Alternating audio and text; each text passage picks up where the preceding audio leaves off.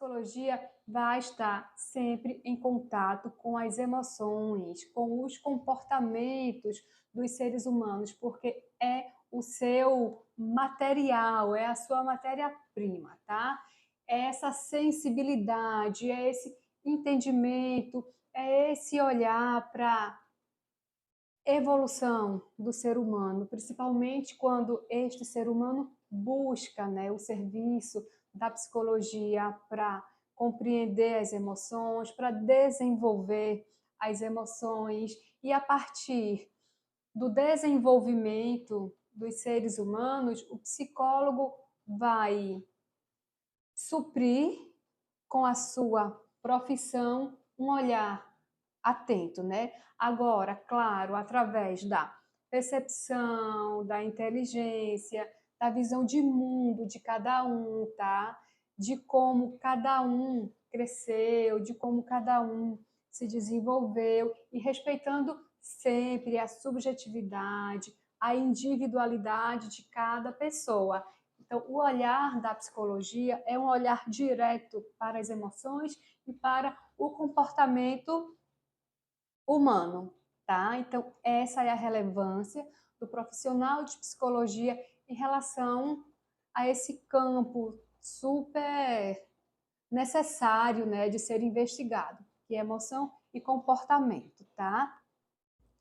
E qual a relevância de compreender o comportamento humano? Eu vou ler um pequeno texto aqui para vocês, tá?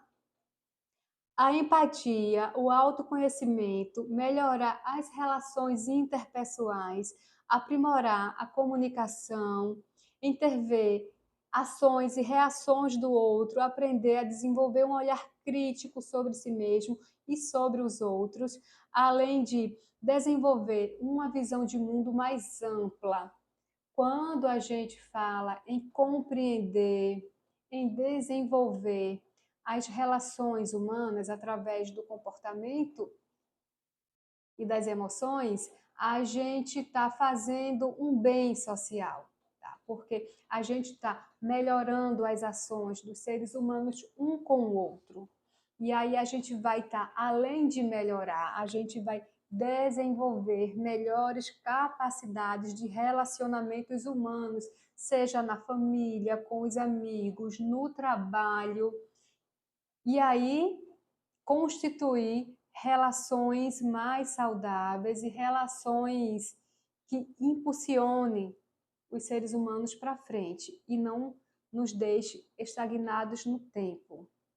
Aqui eu vou mostrar para vocês alguns exemplos de comportamento, tá? Eu gosto de ilustrar para vocês terem uma compreensão melhor, tá? Um adolescente, na hora do almoço, passa as mãos sujas de comida na cabeça, repetindo sempre este padrão de comportamento durante as refeições. O que é que vocês acham disso?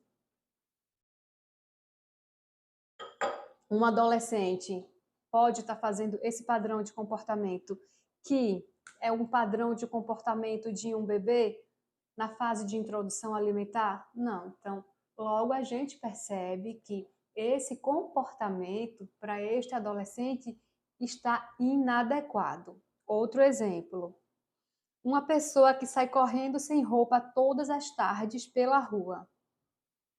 Este é um comportamento claro de adoecimento mental. Em nenhuma cultura é normal uma pessoa sair correndo sem roupa pela rua. Então, é um padrão de comportamento completamente distorcido dentro da realidade que a pessoa vive. Compreendem? Um outro exemplo.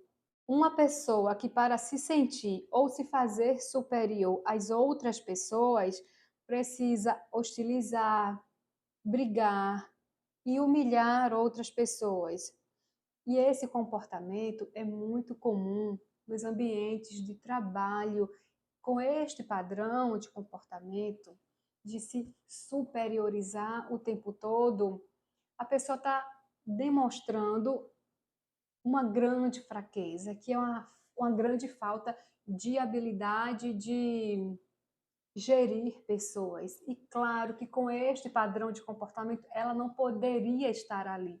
Ela não poderia estar exercendo aquele cargo, né, de gerente, gerenciar pessoas, orientar pessoas, porque ela não tem uma capacidade emocional para aquilo. Vocês estão entendendo? Então, quando a gente fala de padrões de comportamento, quando a gente fala que o comportamento está envolvido a pessoa, o ambiente e o desenvolvimento das relações, é sobre isso que eu quero deixar claro, tá?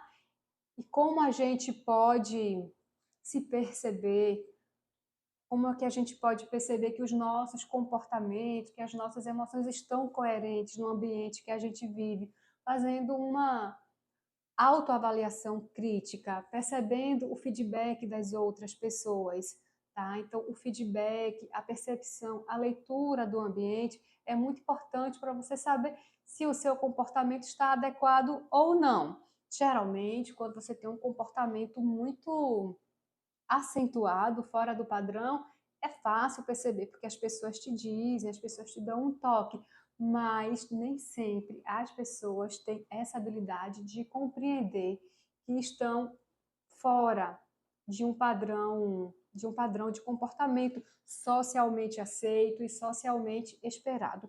E no mundo digital, a gente tem sim os padrões de comportamentos que eles são aceitos dentro, né, do digital. É claro que ainda é muito novo essa coisa toda de como se relacionar pelo celular, pelo computador, mas aí no próximo módulo a gente fala um pouco mais sobre isso, que é como você se comunicar, né, e se comportar nas redes sociais, tá?